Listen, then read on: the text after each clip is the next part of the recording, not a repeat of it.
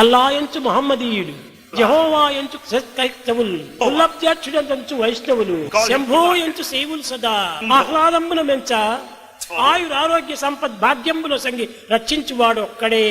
కనుకనే ఈ అల్లా అనేటువంటిది కానీ, జీసస్ అనేటువంటిది కానీ, రామ అనేటువంటిది కానీ, కృష్ణ అనేటువంటిది కానీ మన ప్రీతి కొద్దీ మనం పెట్టుకుంటున్నామే కానీ దైవం ఒక్కడే.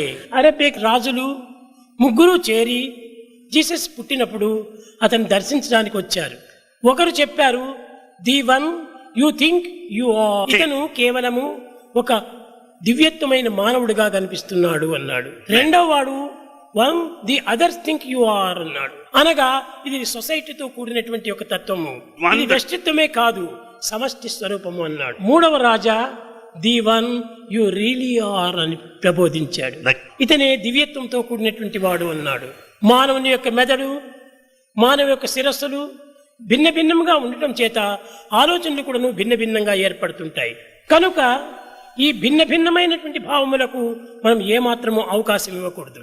అందులో ఈనాటి కలియుగ ప్రభావం చేత మానవుడు భిన్నత్వాన్ని ఆశిస్తున్నాడు కానీ ఏకత్వాన్ని ఏమాత్రము రుచించటం లేదు. ఏకత్వాన్ని భిన్నత్వంగా విభజిస్తున్నాడు కానీ ప్రాచీనులు భిన్నత్వాన్ని ఏకంగా విశ్వసించారు. కనుకనే చెప్పారు వేదాంతంలో శబ్ద బ్రహ్మమయి, చరాచరమయి, జ్యోతిర్మయి, వాంగ్మయి, నిత్యానందమయి, పరాత్పరమయి, మాయామయి, శ్రీమయి అష్టైశ్వర్య స్వరూపంతో కూడినటువంటిదే ఈ ఆత్మస్వరూపము. కనుకనే ఈ దైవత్వాన్ని ఏ రీతిగా మనం వర్ణించాలంటే ఆకారములకు అతీతమైనటువంటిదే ఈ ఆత్మతత్వం. ఇట్టి దీనిని దర్శించాలని జీసస్ అనేక విధములైన ప్రయత్నం చేశారు. ఆ పంచభూతములను మనము పవిత్రం చేసుకోనకుండా ఏదేదో మనం అనేక రకమైనటువంటి ప్రయత్నాలు సాధనలు జరుపుతున్నారు. ఈ సాధనలన్నీ వ్యర్థములే, ఈ ఆలోచనలన్నీ వ్యర్థములే. నీ బుద్ధి శక్తికి కుదిరినంత వరకు నీవు చూసుకుంటున్నావు. నీ బుద్ధికి అతీతమైనటువంటిది ఈ యొక్క చరిత్రం. దృష్టి చక్కనిగా పెట్టుకోవాలి, నీవు శ్రవణం మంచిదిగా తీసుకోవాలి, నీవు ఆలోచన మంచిదిగా పెట్టుకోవాలి, నీ మాటలు మంచివిగా పలకాలి. కనుకనే ఈ పంచభూతములను పవిత్రం గావించుకుంటే ఇంతకంటే గొప్ప సాధన మరొకటి లేదన్నాడు. జీసస్ కూడాను అదే చెప్పాడు. ఈ ఫిష్ మ్యాన్ అందరూ వచ్చినప్పుడు అందరూ వచ్చి ఏమేమో అడుగుతూ వచ్చారు. లోకములో అభిరుచి అయినటువంటి యొక్క దీనిని మొట్టమొదటి ఆశిస్తూ వచ్చారు. పీటర్ నాకు చేపలు ఎక్కువ కావాలి అన్నాడు. కానీ ఇతనికి లోకాకాశంలోనే ఉన్నాడు. ఇది భూతాకాశము.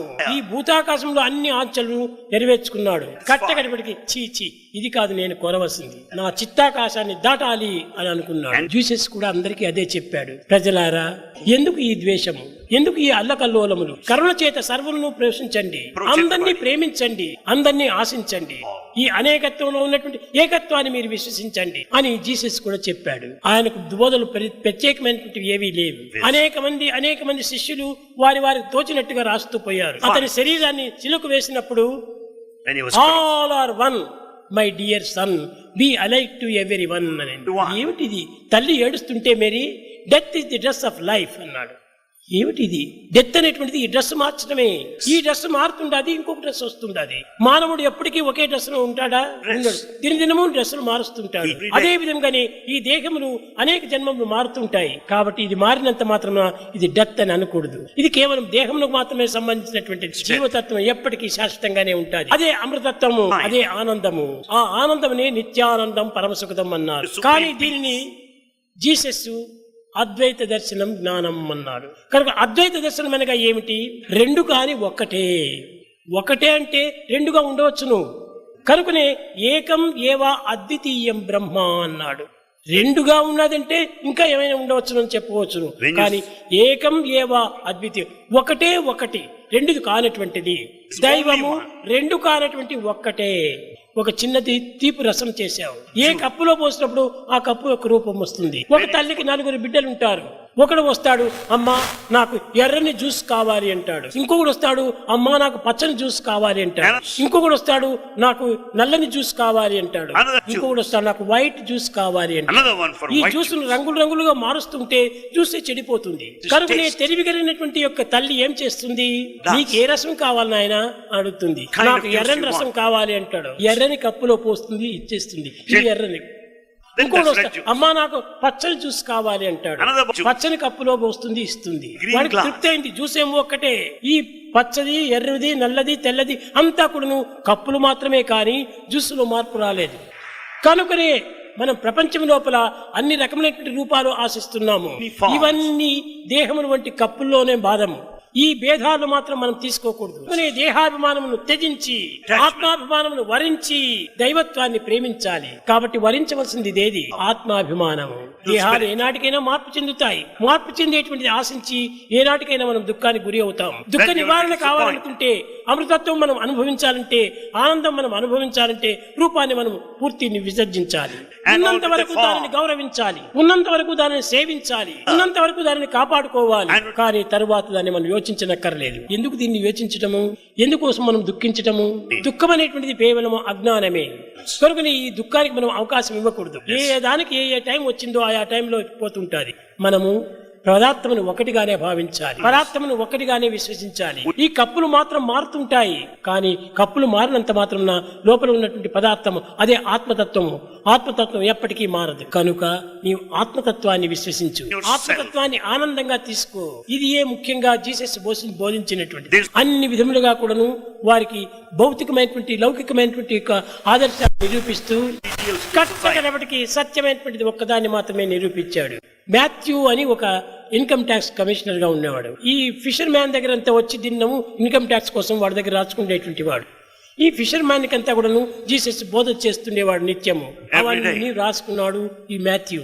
ఆ మాథ్యూ రాసుకునే దీన్ని బైబిల్ గాని సృష్టించాడు. ఇంకా మిగతా రాసినవన్నీ కొను వారి వారి భావములను పురస్కరించుకుని రాస్తూ పోయారు. ఎక్కడే కానీ జీసస్ నేను దైవము అని కానీ, లేక నేను హెడ్ అని కానీ, నేను పవిత్రుడని కానీ, నేను గురువు అని కానీ తాను ఎక్కడా చెప్పలేదు. God is my father, father father father అని ఫాదర్ కిందనే బోధిస్తూ వచ్చాడు. కనుకనే అతని యొక్క తత్వం చాలా పవిత్రమైనటువంటిది. ఏకత్వాన్ని అనుభవించడానికి తగినటువంటి మార్గములే బోధిస్తూ వచ్చాడు. అతని భిన్నత్వానికి ఏమాత్రం అవకాశం ఇవ్వలేదు. కానీ ఎక్కడ పోయినప్పటికీ నేను దివ్యత్వమే దివ్యత్వమే అన్నాడు. ఆ జీసస్ కూడాను మొట్టమొదటి నుంచి కూడాను తానే దైవం అని చెప్పలేదు. ఫాదర్ ఫాదర్ ఫాదర్ ఫాదర్ అంటూ వచ్చాడు. విరుద్ధమైనటువంటి వారంతా కూడా అతని పైన వచ్చినప్పుడు అందరినీ శాంతపరిచాడు. నీకు నాకు అందరికి కూడాను ఒకే దైవమే, నీకు నాకు అందరికీ ఒకే తండ్రియే, ఈ తండ్రి బిడ్డలమే మనం అందరూ కూడాను. కనుకనే చిల్డ్రన్ ఆఫ్ గాడ్ అని ఆయన కూడా బోధించుకుంటూ వచ్చాడు. కట్టకనప్పటికీ ఈ విరోధం అధికమే కావటం చేత హెడ్ ప్రీస్ట్ ని పోయి పట్టారు. ఆయనకు కూడా చాలా ఇది దోషమని తెలుసును, కానీ జీసస్ చాలా సత్యమే చెప్తున్నాడని తెలుసును. కానీ వారి స్థానాన్ని వాళ్ళు కాపాడుకునే నిమిత్తమై అతనికి ఈ విధమైనటువంటి శిక్ష వేశాడు. సిలెక్కు కుట్టాలి అని చెప్పి అన్నాడే. కానీ అతని గవర్నరు చాలా బాధపడ్డాడు. చీచి, నేను ఇంతటి పాపానికి గురి అయ్యానా? రెండవ దినం జీసస్ లేచినప్పుడు చాలా గొప్పవాడి తనని తాను కీర్తిని ప్రచారం చేస్తూ వచ్చాడు. రోమన్ క్యాథలిక్స్ అంతా కూడా మొట్టమొదట ఇతన్ని దేవుడు అని చెప్పలేదు, ఇతను శిష్యుడు అని చెప్పలేదు, ఇతను దేవుని దాసుడు అని చెప్పలేదు. కానీ వారు మరొక పేరు పెడుతూ వచ్చారు, పర్సోనా అని పిలుస్తూ వచ్చారు. రోమన్ క్యాథలిక్స్ అంతా కూడా పర్సోనా పర్సోనా పర్సోనా పర్సోనా అనగా పవిత్రము అని. ఆ పవిత్రమునకు పర్సోనాకు ఇంగ్లీష్ వారంతా పర్సన్ అని పేరు పెట్టారు. కాబట్టి పర్సన్ అనేటువంటిది పర్సోనా నుంచి వచ్చినటువంటిది. అనగా ప్రతి మానవుడి ఎందుకును ఈ దివ్యత్వం ఉన్నది కనుక అందరినీ పర్సన్ పర్సన్ పర్సన్ అని పిలుస్తారు. కనుక నేను కూడా ప్రతి మానవుడు కూడాను దివ్యత్వ స్వరూపుడే. I and you are one. కనుక అందరు కూడా దైవ స్వరూపులే. కనుక ప్రతి ఒక్కరి ఎందుకు కూడా దివ్యమైన ఆత్మ ఉంటుండాలి. ఈ ఆత్మకే పర్సోనా అని పేరు పెట్టారు. కనుకనే ప్రతి మానవుని ఎందుకు దైవత్వం అనేటువంటిది ఉన్నది. దైవం లేనటువంటి మానవత్వమే కనిపించదు, దైవం లేనటువంటి ప్రాణతత్వమే కనిపించదు, దైవం లేనటువంటి జీవతత్వమే కనిపించదు. ప్రతి జీవి ఎందుకు దైవత్వం ఉంటుండాలి. సర్వత పాడిపాదం తత్సర్వతోచి శిరోముఖం సర్వత స్థుతిమల్లోకి సర్వమావృతిష్టతి అని ప్రతి ఆకారం నందు కూడాను దైవత్వం ఉంటుండాలి. ఈ విధంగా బైబిల్ కానీ ఖురాన్ కానీ ఈ విధంగా పట్టుకొని చూస్తుంటే ఎంతనో పవిత్రమైనటువంటి అర్థములు ఉంటున్నాయి. కానీ అర్థములు తెలియనటువంటి మూర్ఖులంతా కూడాను ఒక్కొక్క దానికి ఒక్కొక్క అర్థము పెంచుకొని తద్వారా విరుద్ధమైన మార్గంలో ప్రవేశిస్తున్నారు. అల్లా కానీ జీసస్ కానీ ఇంకొకరు కానీ ఎవరు కూడా ఏ చెడ్డది చెప్పలేదు. అల్లా ఇట్లు చెప్పాడు, జీసస్ ఇట్లు చెప్పాడు, రాముడు ఇట్లు చెప్పాడు, అవన్నీ మన భ్రాంతులే. అందరూ ఒక జనుల యొక్క ఉద్ధారం కోసమని పవిత్రమైనటువంటి మార్గములే బోధించారు. అందరూ సుక్షేమంగా బ్రతకాలని బోధించారు. ఏ మహనీయులు చెప్పినా గానీ ప్రీతికరమైనటువంటి వాక్కులే చెప్తూ వచ్చారు. అందరినీ ప్రేమించండి అన్నారు, ఎవరిని ద్వేషించమని చెప్పలేదు. ఈ క్రైస్తవతం అనేటువంటిది ఈ క్రిస్టియన్ వల్ల వచ్చినటువంటిది, జీసస్ వల్ల. ఈ జీసస్ కూడాను జెరూసలేములో పోయి కూర్చున్నాడు. ఈ తల్లి ఎక్కడ పోయినాడో అని ఏడుస్తుండాది. 4 సంవత్సరాల పిల్లవాడు. అక్కడ తిరునాళ్ళ జరుగుతుండాది. జెరూసలేం లోపల గొప్ప క్రౌడ్ అంతా చేరిపోయింది. కానీ ఈ పిల్లవాడు కనిపించలేదు. ఎక్కడ పోయినాడని వెతుకుతుంటే కట్టకడపడి సాయంకాలం వరకు వెతికింది. భార్యాభర్తలు ఇద్దరు కూడా బాధపడుతూ కూర్చున్నారు ఒక దగ్గర. ఈ పిల్లవాడు పరిగెత్తి వచ్చాడు. నాయనా నాయనా వస్తువా అని ఆనందపడింది పాపం తల్లి. ఎక్కడుంటివిరా ఇంతకాలం? దైవం దగ్గరే ఉంటే. దైవం దగ్గర ఉంటే ఎవరైనా ఏడుస్తారా? ఎందుకు నువ్వు ఏడుస్తున్నావమ్మా? ఆ చర్చి లోపల క్రీస్తు చదువుతూ ఉంటే దాన్ని వింటూ కూర్చున్నాడు. ఆ చర్చిలో చాలా పవిత్రమైనటువంటి పండుగలు జరిగేది.